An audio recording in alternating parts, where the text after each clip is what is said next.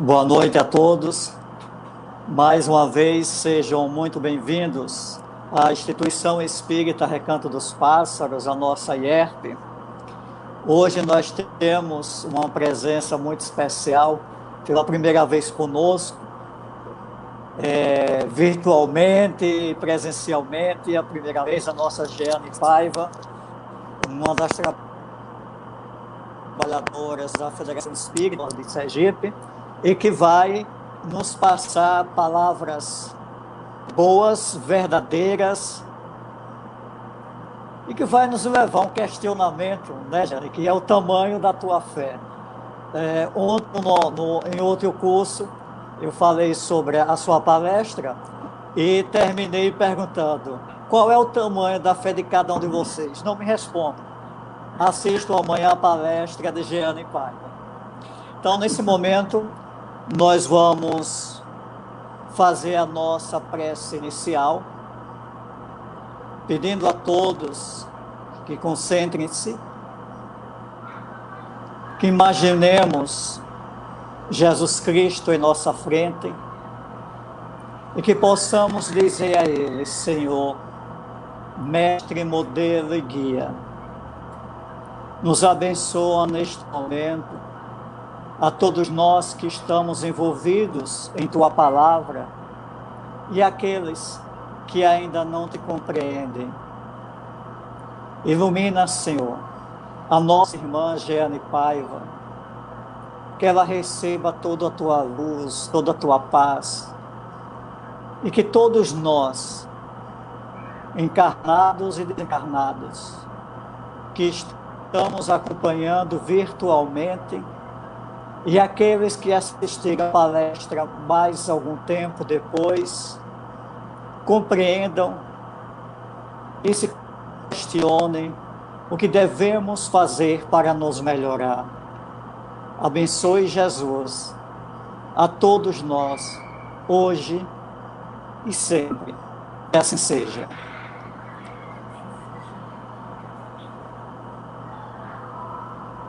Então, gente, agora eu passo a palavra à nossa convidada de honra, né, essa nossa amiga Jeane Paiva. O tema da palestra virtual dela hoje é: qual o tamanho da sua fé? Deus te proteja, Deus te conduza. Fica à vontade, Jeane. Bem, gente, boa noite a todos. Quero agradecer a Eduardo, assim, do meu íntimo do meu coração, esse acolhimento tão especial. A oportunidade também de estar através do IERP falando um pouco a mensagem do Cristo.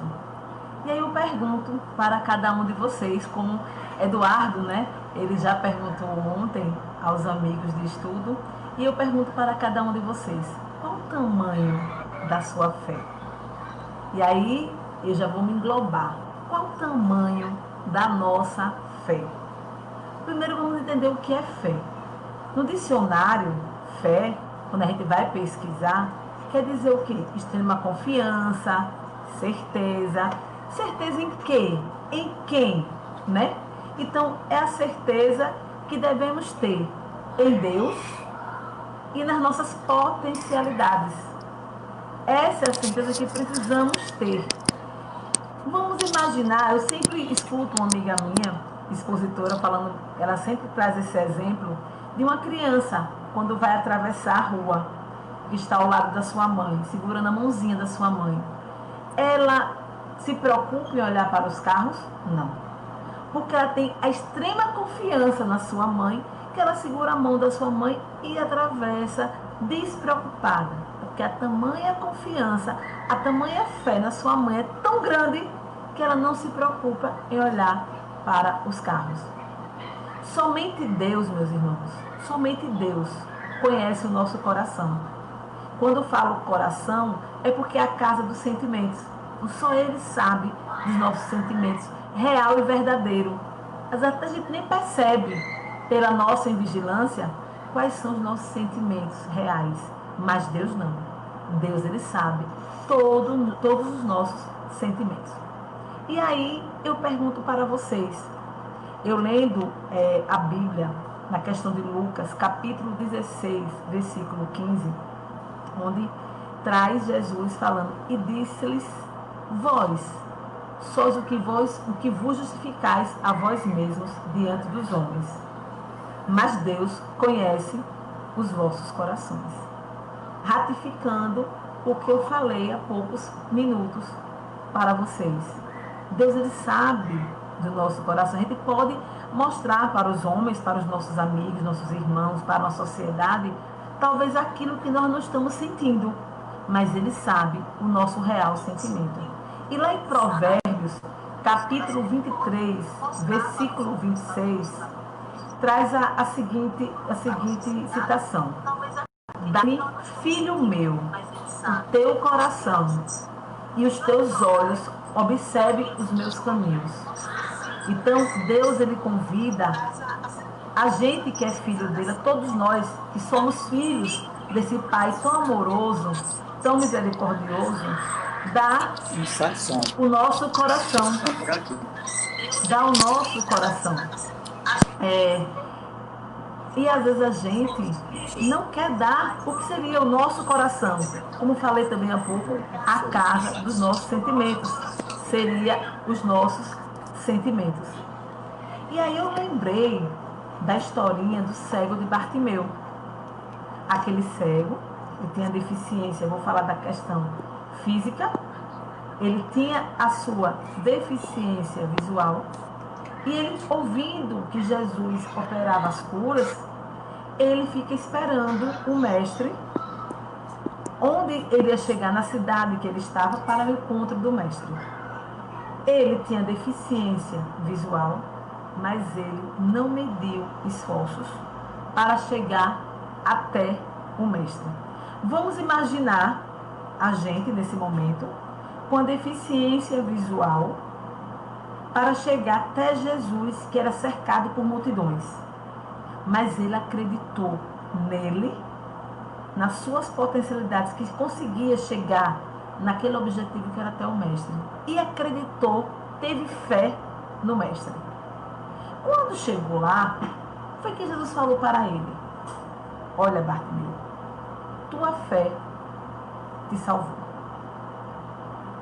Foi a tua fé que te curou, perdão. Foi a tua fé que te curou. Como é que a fé dele curou? Como é que esse processo? Vamos racionalizar, vamos raciocinar um pouquinho. Quando a gente tem um movimento em busca de algo, de um objetivo, a gente sai o quê? Da nossa zona de conforto. E vai lutar por aquele objetivo, porque a gente acredita que vai ter êxito naquilo que a gente está em busca. Nesse processo de chegar até o mestre, ele trabalhou o que nele, nesse caminho? Algumas potencialidades desconhecidas, as suas virtudes. Então, quando ele chega até o mestre, ele já estava pronto para estar curado. Por quê? Porque ele já tinha desenvolvido nele, talvez, virtudes, sentimentos, venceu desafios.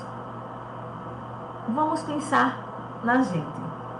A gente tem um desafio, cada um tem os seus desafios. Eu sempre gosto, até eu falando em outra casa, de forma virtual, eu falei a mesma coisa. Sempre você vai ouvir falando mais em desafio, não obstáculo. Mas eu gosto mais de falar desafio, porque desafio é aquilo que a gente vai conquistar, que nos impulsiona para frente. Então vamos imaginar a gente, cada um com seus desafios mais íntimos. Cada um tem um desafio que precisa para vencer, para chegar no êxito que é a evolução. Eu posso chegar e falar bem assim: não vou conseguir, é tudo muito difícil para mim, eu estou esquecida por Deus, e ficar nessa zona de conforto. E momentaneamente, eu falo momentaneamente, porque ninguém fica sua condição evolutiva toda a sua encarnação. Então, momentaneamente, eu posso até estacionar no meu processo no processo evolutivo, momentaneamente. Mas essa falsa zona de conforto não vai trazer para a gente o objetivo desejado. Para isso, precisamos o quê?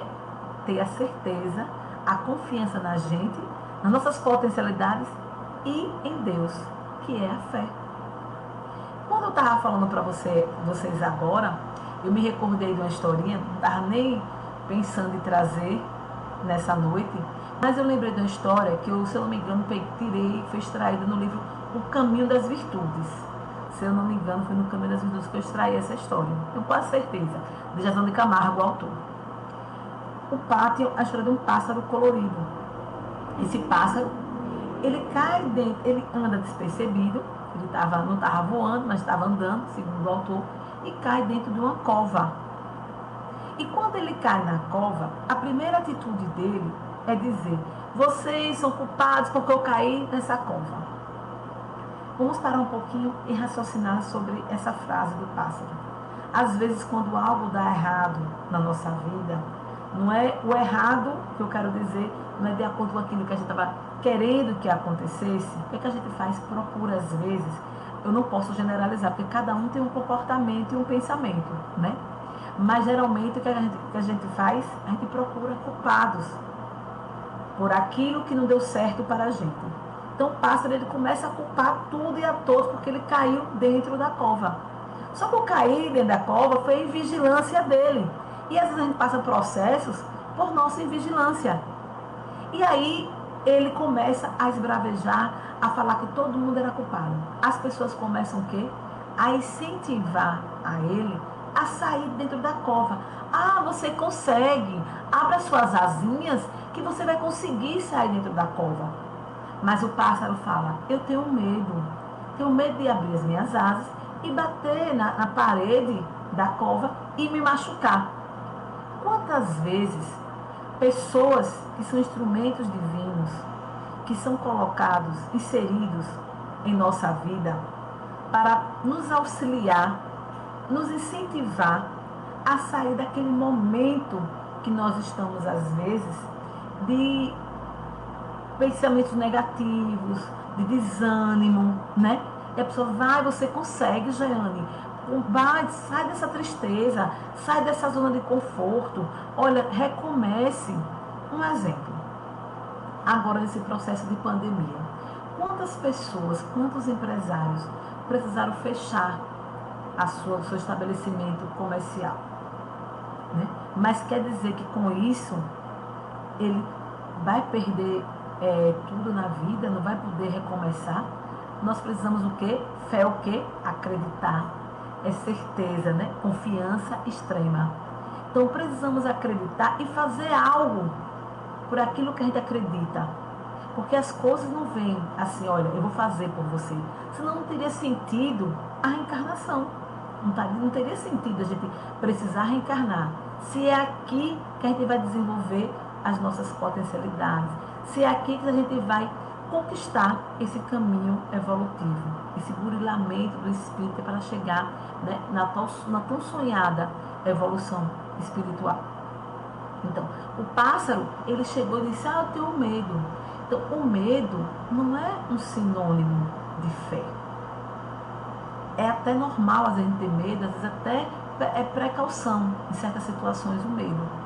Mas o medo da gente lutar por nós mesmos, o medo de querer deixar a gente paralisar, isso mostra falta de fé, falta de confiança, falta de acreditar que você pode chegar no seu objetivo. E que falta de fé em Deus. Deu para entender, né, meus irmãos? E aí o pássaro, ele fala: não tem um jeito, eu vou ficar aqui nessa cova. E as pessoas, muitas pessoas chegaram ali para incentivar ele a sair daquele processo, sair dentro da cova. Mas ele disse que para ele não tinha mais jeito, que ele ia morrer dentro daquela cova, porque ele teria medo de se esforçar para sair daquela cova. Quantas vezes, né, a gente tem esse medo de se esforçar? Porque tudo requer o quê? Esforço. Eu conversando com uma amiga essa semana, ela falando sobre o netinho dela que nasceu, e ela dizendo: Jeane, observando, ele no plano espiritual talvez não tinha necessidade do esforço para se alimentar. Na barriga da mãe, ele se alimentava dos fluidos da mãe.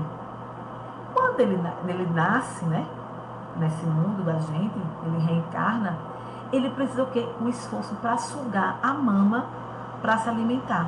Então, já começa o esforço de beber. Então, é necessário esse esforço, a gente fazer algo por nós mesmos.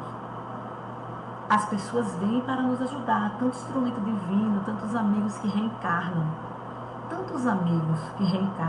para nos ajudar nesse caminho evolutivo. Quantas pessoas, amigos, reencarnam na família, ou em determinado momento vocês reencontram na casa espírita, tem aquela afinidade e não desgruda mais, mas vem com o objetivo de nos ajudar nesse caminho evolutivo da gente. Mas a nossa falta de fé, o nosso medo, a falta de acreditar que possamos chegar no objetivo desejado, faz com que a gente paralise às vezes momentaneamente. Então foi o que ocorreu com o pássaro. Ele fala, eu estou condenado a morrer dentro dessa cova. E diz que anos se passaram e quando ele estava bem já velho, já sem força, sem energia, já quase vital, já próximo ao seu desencarne, ele fala, agora eu quero me esforçar, eu quero tentar sair da cova. Só que ele não tinha mais energia para esse esforço e ele desencarna dentro da cova. Então, sempre é importante a gente buscar esse esforço, mas é necessário ter fé e acreditar. E eu trouxe um exemplo de fé e de acreditar, Jó. Quem conhece a história de Jó, né? Jó era rico, Jó tinha várias posses, era um homem que tinha várias propriedades, vários servos, mas ele, o que aconteceu? Ele perdeu todas as suas propriedades, perdeu os seus servos, e Jó não vacilou em nenhum momento na sua fé. Em nenhum momento. Diz que ele, no momento, quando ele perde suas propriedades, diz que ele fala bem assim, não saí do ventre da minha mãe e não retornarei. O Senhor o deu e o Senhor precisou talvez que eu precisasse a experiência para provar a mim mesmo a minha fé, a certeza que eu tenho em Deus, que Ele está próximo a mim, a certeza que eu tenho da resignação, da resiliência, do desapego material. E Jó encarou muito bem todas as perdas momentaneamente materiais que a vida foi extraindo da sua vida. E diz que Jó, ele começa, imagina que se a gente perdesse tudo, qual seria como seriam as nossas atitudes perante estes desafios? Será que a gente teria fé de Jó? E diz que teve um momento que Jó adoeceu. Ele primeiro perdeu tudo, depois Jó adoece. E diz alguns historiadores, eu pesquisando sobre Jó, que uns falam que ele teve elefantíase, outros falam que foi eritema, varíola. Bem, ninguém sabe ao certo qual foi a doença de Jó. Jó ficou bem doente e alguns amigos dele foram procurar Jó e ficaram próximo lá de Jó, tentando auxiliar a Jó. Só que a sua esposa, ela, porque cada um tem como é que eu posso falar? O seu grau evolutivo. Então, sua esposa não tinha o tamanho da fé de Jó, não tinha o tamanho da fé de Jó. Então, ela diz, que Deus é esse que tirou tudo de nós? E ela começa a tentar Jó, a blasfemar contra Deus. Então, Jó, ela começa a querer amaldiçoar Deus, a Jó. E Jó repreende ela no mesmo momento, não permite nem que ela alimente a ele com esses pensamentos, com essas falas contra a Deus. E ele diz, olha, a minha confiança e a minha fé em Deus é verdadeira. E aí eu lembrei da história lá do capítulo 21, a lição da vigilância, lá do livro Boa Nova, pelo espírito Humberto de Campos e o médium Chico Xavier. Esse livro, meus irmãos, é excelente. Quem puder adquirir, quem puder estudar, não é um livro para ler, mas para estudar. Ele é muito bom. Então diz Jesus, lá no capítulo 21, onde ele foi tentado por Pedro, e Jesus, ele se reunido com seus discípulos, explicando todo o caminho que ele ia traçar do Calvário até a cruz. E aí Simão Pedro, ele fala, mestre, como é que Deus permite um filho tão amado, tão fiel, a passar por esse processo de Calvário? E aí, Jesus repreende Simão no mesmo momento, como Jó repreendeu a sua esposa. E ele diz: não aprendeste toda a extensão da necessidade de vigilância? Olha a importância da vigilância. E aí ele completa, eu trouxe só algumas frases que Jesus fala, esse diálogo com Jesus, com Simão, e aproveita para orientar, né? Porque Jesus era um grande pedagogo, né? Então ele aproveita para orientar também aos demais discípulos e fala: a criatura da terra precisa aproveitar todas as oportunidades de iluminação interior. Olha o convite de Jesus, de iluminação interior, em sua marcha para Deus. Aí ele dá a receitazinha: vigia o teu espírito ao longo do caminho. Será que a gente vigia a nós mesmos durante este caminho que estamos aqui terreno, os nossos pensamentos, as nossas ações? Será que a gente trabalha essa vigilância? E Jesus continua falando para Simão e os demais discípulos. Ele diz assim: basta um pensamento de amor para que te eleves aos céus. E não é assim, quando a gente começa a pensar, a gente faz algo bom, alguma atitude com bondade, né? Uma caridade, realmente aquela caridade verdadeira, aquele se doar o amor, pelo fato só do amor, sem esperar nada de retorno. Aí nesse momento, a gente se eleva, a gente tá sentindo o céu dentro de nós, que é aquela paz interior, aquela sensação boa de sentir. Mas ele fala: mas na jornada do mundo, Simão, e aí estende aos demais discípulos, na jornada do mundo também basta às vezes uma palavra fútil ou uma consideração menos digna, para que a alma, olha que orientação perfeita do mestre, para que a alma do homem seja conduzida ao campo do estacionamento e do desespero das trevas, por sua própria imprevidência. Lembra que eu falei logo no início da fala que a gente pode momentaneamente estacionar nosso trajeto evolutivo? Jesus mostra aqui no capítulo 21, intitulado Lição da Vigilância. Então basta um pensamento fútil, uma palavra fútil, um pensamento menos digno, para que a gente estacione, para que a gente comece a adentrar no desespero das trevas, porque a gente não está alimentando o quê? A fé. E para alimentar essa fé é necessário o quê, meus irmãos? A vigilância e a oração constante. Orar, manter essa conexão com Deus permanente. E vigiar os nossos pensamentos, vigiar os nossos sentimentos, vigiar as nossas ações.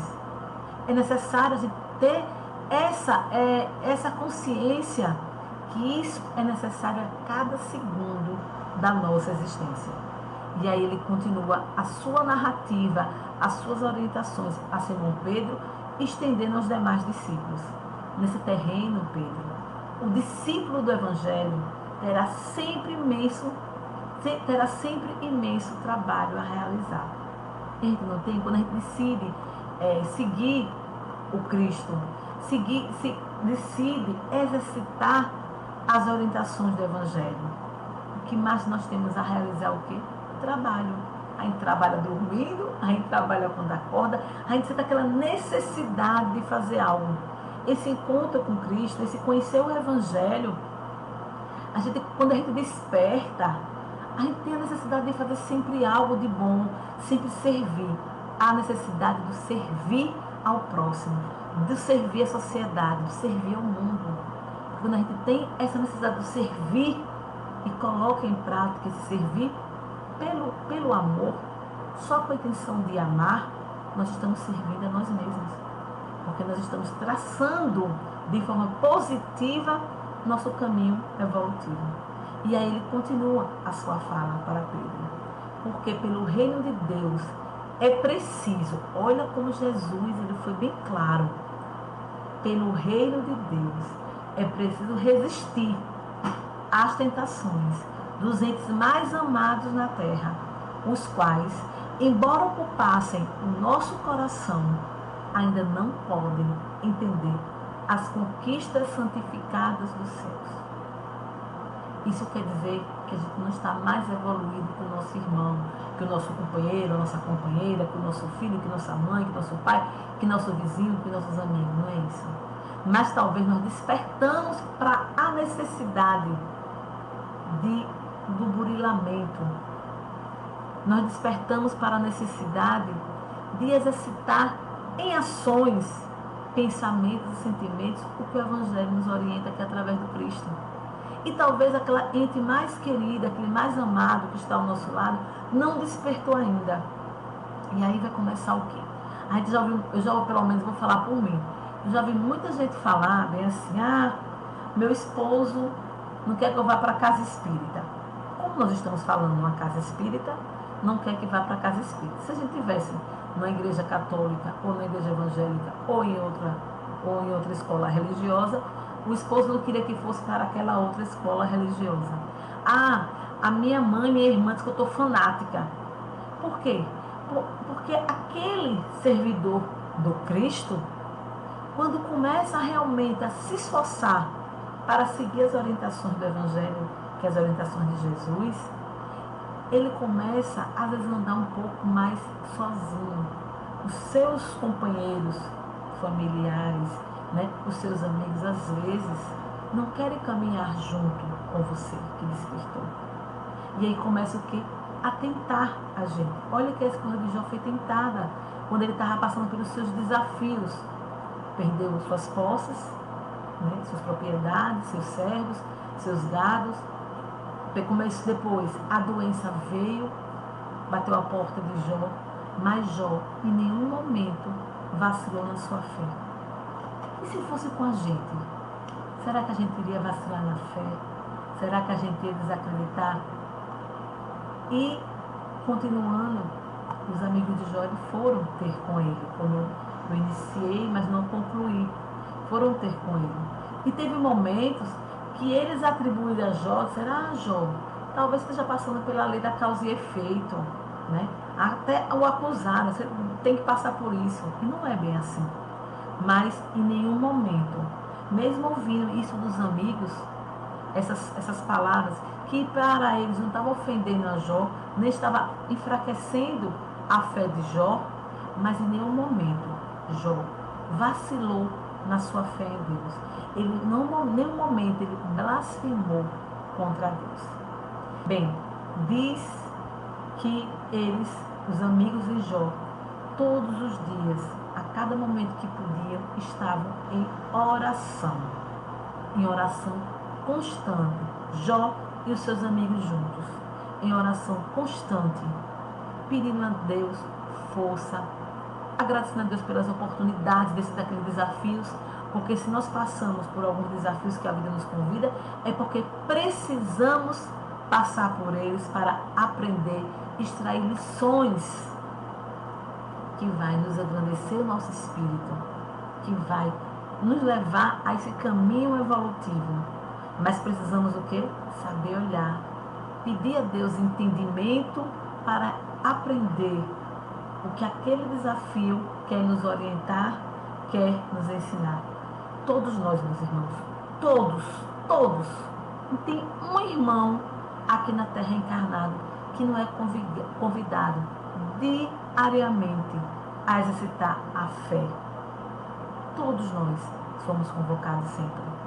Mas precisamos o quê? Ter a vigilância necessária, né? Ter a certeza, a confiança na gente e em Deus, que é a fé, para que a gente não venha sucumbir nesse caminho, nesse trajeto evolutivo. E necessário a oração para alimentar a nossa fé. Vivendo um mundo de provas e expiações, né? Nós somos humanos ainda, muito imperfeitos ainda, não é fácil. É um desafio diário. Quem vai dizer se a nossa fé remove as montanhas do egoísmo? Que as montanhas é o que? Os nossos sentimentos não altruístas, nossos sentimentos inferiores. Então, quem vai dizer se vai remover as montanhas do egoísmo, do orgulho, da vaidade, da ambição? e permitir que as virtudes sejam exercitadas em nossas ações, somos nós mesmos. Não vai ser ninguém, somos nós, porque somos nós responsáveis por nós. Cada um é responsável por si. Não é porque fulano fez aquilo para mim. Fulano responde por fulano, o irmão responde por irmão, a gente responde por a gente. É o nosso sentimento, é as nossas ações, os nossos pensamentos que vai dizer quem nós somos. Se a nossa fé vai vacilar, se temos a certeza em Deus, que Ele está sempre ao nosso lado, porque Deus, Ele não dorme. Ele está sempre ao nosso lado, enviando instrumentos divinos, que são os nossos anjos da guarda, os nossos amigos reencarnados. Então, é necessário a gente ter fé. E será que a gente tem? E qual o tamanho da nossa fé? E para falar de fé também, eu trouxe a história de Joana de Cusa. Quem conhece Joana de Cusa? Está lá no capítulo 15, da onde? Do livro A Boa Nova. Joana de Cusa, meus irmãos, ela, quando soube, ela sofria muito com seu esposo, né, o ex-intendente de Antipas, e ela, quando soube, eu esqueci o nome dele agora no momento, mas quando ela soube que o mestre estava próximo e que ela conheceu, né, os ensinamentos de Jesus, ela foi ter com ele, ela pede a Jesus para segui-lo, queria sair do seu lar e seguir a Jesus. O que foi que ele disse? Ele começa a orientar a Joana. E uma das suas falas, que eu não trouxe na íntegra, porque o capítulo é um pouco extenso, não daria para poder falar tudo aqui na palestra, né? Nesse nosso bate-papo, nessas nossas reflexões hoje, de forma virtual. Mas é importante também, quem puder, estuda o capítulo 15 da Boa Nova, intitulado Joana de Cusa. Então ele fala, Joana, só há um Deus, que é o nosso Pai. E só existe uma fé para as nossas relações com o seu amor. Só existe uma fé, que é a fé em Deus. E ele continua, certas manifestações religiosas no mundo, muitas vezes, não passam de vícios populares nos hábitos exteriores. Quantas manifestações a gente, naquela escola religiosa que nós escolhemos, a gente aqui conversando, quem foi espírita, né? Algumas manifestações religiosas espíritas, outros de outras escolas religiosas, é apenas um hábito exterior. Quantas vezes, meus irmãos? Mas internalizar o que aquela escola religiosa nos orienta através do Evangelho, a gente não internaliza. Então ele continua, todos os templos da terra, Joana, são de pedra. E eu venho, em nome de Deus, nosso Pai, abrir o templo da fé viva nos corações do mundo. Olha, a fé viva. Não é aquela fé morta, não. Aquela fé que quando vem o desafio, a gente desespera, a gente desacredita de Deus, acha que está abandonado. Qual pai?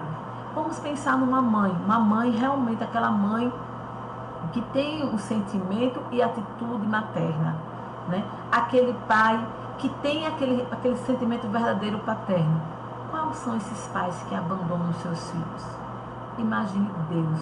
Nós, com todas as nossas imperfeições, que internalizamos o sentimento materno ou paterno, não abandona o nosso filho, a gente quer proteger, cuidar, orientar.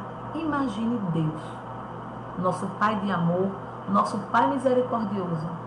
Ele não abandona um segundo, ele nos dá oportunidades redentoras a cada segundo para que a gente possa crescer, amadurecer o nosso espírito. Então ele continua, teu esposo, Joana, não compreende a alma sensível? Ele pergunta e responde a Joana, irá compreender um dia. Ele pergunta, ele é liviano e indiferente? Ele responde, amam mesmo assim. Olha o convite de Jesus. Às vezes a gente tem um namorado, um marido, uma esposa, um parente tão difícil, mas é aquele parente, quem fala Joana de Ângeles, que deve ter o nosso olhar, nossa atenção, o nosso amor, a nossa paciência. Ela traz, não lembro qual é o livro agora e o capítulo, mas ela traz isso. Aquele ente na família que é mais difícil, que mais tira a nossa paciência, que mais nos provoca às vezes um processo de dor, é aquele ente que nós devemos amar e trabalhar a paciência. Então ele fala, ele é leviano e indiferente, Joana, ama-o mesmo assim. E aí ele diz, olha, não te acharias ligada a ele se não houvesse uma justa razão para isso. Então nós não estamos ligados às nossas famílias, aos nossos amigos por acaso, o acaso não existe. Toda a conexão, nós estamos conectados com quem precisamos estar. A lei da atração, vibração, energia, né? A lei da lei da ação e da reação. Então, Joana, ela retornou ao seu lar e procurou esquecer. Olha que serva fiel. Ela foi fiel às orientações de Cristo. Retornou ao seu lar e procurou esquecer todas as características inferiores do seu companheiro, para observar somente o que ele tinha de bom. Olha como o nosso olhar modifica todo o cenário da nossa existência, dos nossos sentimentos, né? Às vezes a gente começa só a olhar o que tem de ruim. A gente tem um chefe, fulano é assim, fulano, a gente só alimenta o que a pessoa tem de ruim. Mas todo mundo, todos nós, temos algo bom a oferecer e algo também não bom a oferecer. Quem vai decidir o que vai oferecer somos nós. Não é isso? E também é o nosso olhar que vai alimentar com relação à atitude do outro. Eu vou alimentar mais as atitudes positivas daquele irmão ou as negativas. Alimentar as características dele que não são salutares ou as salutares. Então quem vai decidir esse olhar somos nós. E Joana decidiu olhar as características boas que o seu esposo também tinha. E nisso ela foi apaziguando o seu lar e foi abençoada depois com um filhinho. Mas depois seu esposo morre, ele era um homem muito rico, perdeu tudo. Joana precisou, quando seu esposo desencarnou, a trabalhar para alimentar o seu filhinho, cuidando dos filhos de outras mães. Mas diz que no ano 68, traz na Boa Nova, com as perseguições do cristianismo, Joana, ela foi amarrada ao poste do martírio, ao lado do seu filho. Vamos imaginar quem for mãe ou quem for pai, ou quem tem esse sentimento materno, paterno tão desenvolvido, amarrado ao poste do martírio ao lado do seu filho. E seu filho gritando, mãe, negue esse Cristo, eu não quero morrer. Negue. É necessário que nesse momento ter muita fé, muita certeza, né, em Deus e em você, naquilo que você acredita. Não é isso, meus irmãos? E ela, lá amarradinha, chega ao executor de ordens e fala, negue esse Cristo. Seu filho grita também, negue. Imagina a pressão que ela passou. E fora também, sabendo que iria morrer ali, queimada, né? Aí ele diz, seu Cristo ensinou a morrer dessa forma? Ainda pergunta para Joana, executor de ordens, foi assim que ele ensinou a morrer? E aí ela lembra todo o ensinamento de Jesus, aquela fala, aquela conversa com Jesus. Ela lembra, e nesse momento ela sente a presença espiritual do Mestre. Ela sente como se tivesse a voz dele a ressoar nos seus ouvidos. E Joana, ao ouvir Joana, ser fiel a Deus. Porque foi a frase que Jesus falou final para Joana. Vá, filha, ser fiel a Deus. No seu diálogo com o Mestre, quando ele ainda estava encarnado aqui na Terra. Então, nesse momento, naquela pressão do executor pedindo que ela negasse o Cristo, se foi assim que ele ensinou ela a morrer, do seu filho gritando, mãe, nega o Cristo, eu não quero morrer dessa forma, ela lembra daquele diálogo e escuta a voz do Cristo, a presença dele espiritual, falando mais uma vez, Joana, ser fiel a Deus. E aí ela olha para seu filho e pede para ele calar. e diz que Jesus era puro e não desdenhou do sacrifício. Jesus passou por todo o caminho, todo o martírio, todo o processo do Calvário, ele não desdenhou, não reclamou. Era aquele espírito que tinha fé, ele sabia que ia encontrar com o Pai. E a gente, às vezes, um pequeno desafio, a gente se desespera, acha que o mundo acabou, porque a nossa fé ainda é menor que o tamanho do grão de mostarda. Lembra que Jesus falava, se tiver o tamanho do grão de mostarda, ele mostra que a gente ainda não tem a fé, nem o tamanho do grão de mostarda. Que é esse o convite da noite de hoje. Qual o tamanho da nossa fé? Né? E aí, os algozes do Cristo perguntam, teu Cristo ensinou-te apenas a morrer? E ela responde, não. Ele não me ensinou apenas a morrer, mas ele me ensinou a vos amar. Olha que lindo. Olha que exemplo de fé, meus irmãos. De amor a Deus. E de amor a si mesma. Porque quando eu amo a Deus, eu estou me amando. Quando eu tenho fé em Deus, eu estou acreditando nas minhas potencialidades. Olha que exemplo lindo.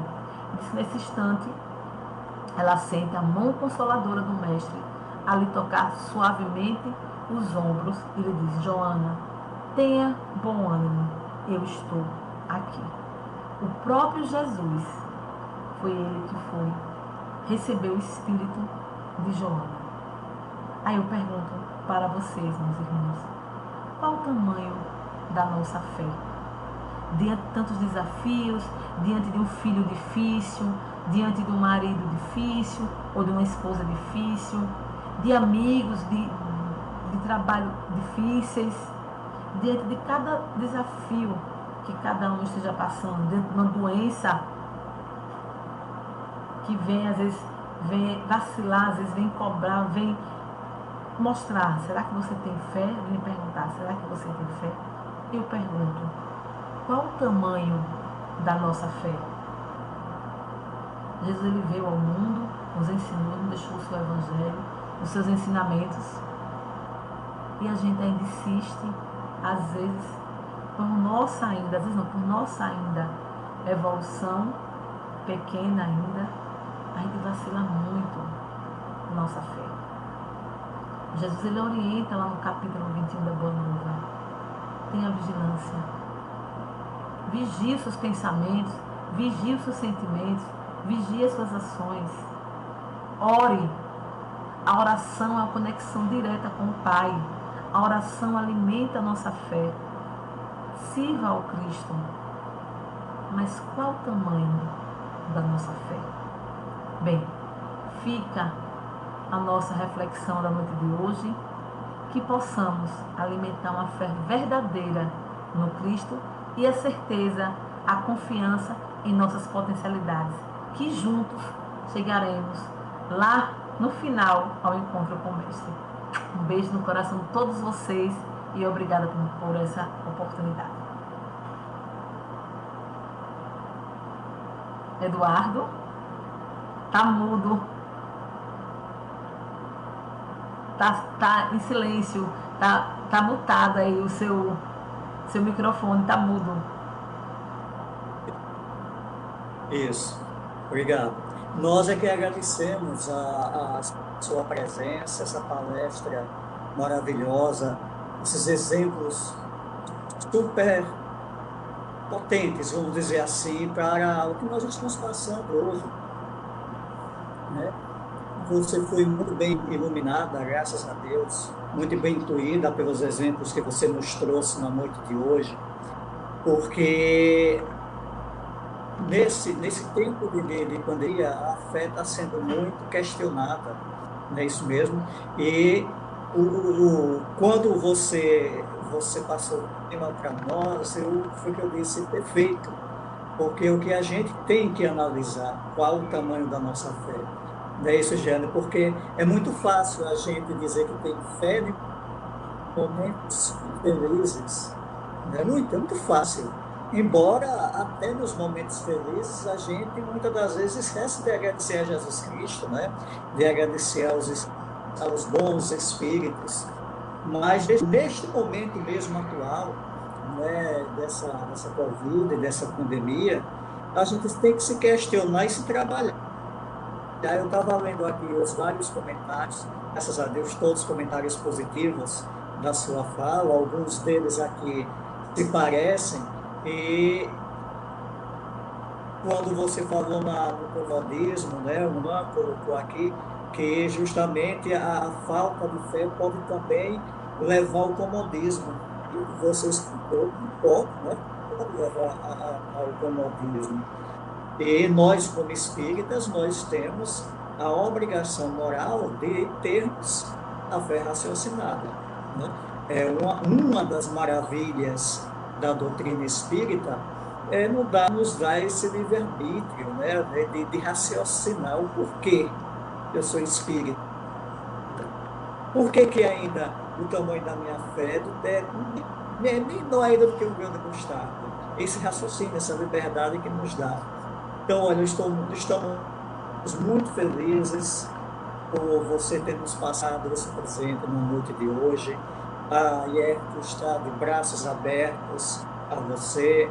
Eu sempre digo aos nossos convidados que eu sempre vou estar enjoando, vou estar geando, estou precisando de você, vou ministrar mais uma palestra, a IERP está precisando. Então, foi uma noite maravilhosa. Veja que o tempo passa rapidinho, né? Mas o recado foi muito bem dado, muito. Eu tenho certeza que todos os nossos seguidores estão se questionando, porque a gente tem que balançar mesmo, né, Jean? Quanto está a nossa fé? Como é que a gente está agindo com a nossa fé? É uma fé raciocinada? Por quê? Por exemplo, por que eu estou aqui agora conversando com Jeane? Por que eu sou espírita? Por que Jeane é espírita? Por que Jeane está lá ajudando na Federação Espírita do Estado de Sergipe? E temos um raciocínio, o ensino de uma fé ensinada por Jesus e abraçar a espírita. Então, mais uma vez, Deus te abençoe. Muito obrigado pela tua presença, pela ajuda, certo? A IERP está felicíssima. Então, Deus te abençoe. E vou aproveitar, já que você nos presenteou com essa palestra tão bonita, que você mesma faça a prece. Pode ser? Com certeza, Eduardo. Primeiro, eu que quero agradecer. Não é enjoar quando você convida um palestrante, pelo menos eu vou falar por mim. Você está dando uma oportunidade para mim de exercitar, de buscar mais estudar, sabe?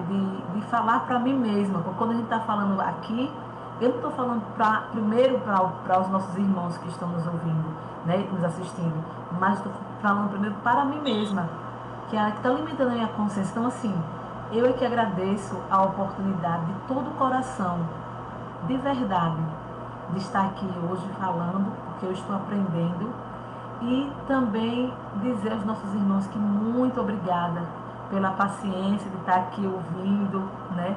E obrigada também a Deus pela oportunidade da vida. A gente tem que ser muito grato a Deus pela oportunidade de estarmos aqui todos, cada um com sua finalidade, cada um com sua função, não importa, mas é a função necessária para o nosso progresso evolutivo. Mas vamos lá para a prece, né? Bem, Senhor Jesus, Pai, irmão amado, irmão amigo,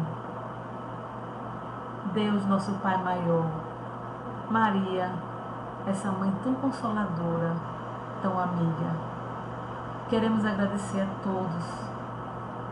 todos os irmãos, pela oportunidade de estar aqui ouvindo e me ajudando a aprender. Queremos agradecer a Jesus, ao nosso Pai maior, a Deus, a Maria, pela oportunidade da existência, da confiança de nos orientar e nos auxiliar no nosso trajeto evolutivo. Queremos agradecer a Deus pela nossa família, pelos nossos amigos, pelos irmãos que nos desafiam a cada segundo, que eles estão nos auxiliando também muito em nosso progresso. E queremos pedir também ao nosso Pai maior tantos irmãos que neste momento estão nos hospitais, às vezes desacreditados da própria existência, aos irmãos que moram na rua, que nessa época de frio, que o seu calor de amor, possam chegar a todos esses irmãos, aos irmãos que perderam a sua autoestima, que perderam a vontade de viver, que pensam em suicídio, que o amor do Pai pode chegar nesses irmãos neste momento e que eles sintam-se renovados. Que Deus nos abençoe, nos ampare, nos oriente e que possamos ser irmãos e filhos vigilantes e concluir a nossa existência com o êxito planejado. Que Deus nos abençoe.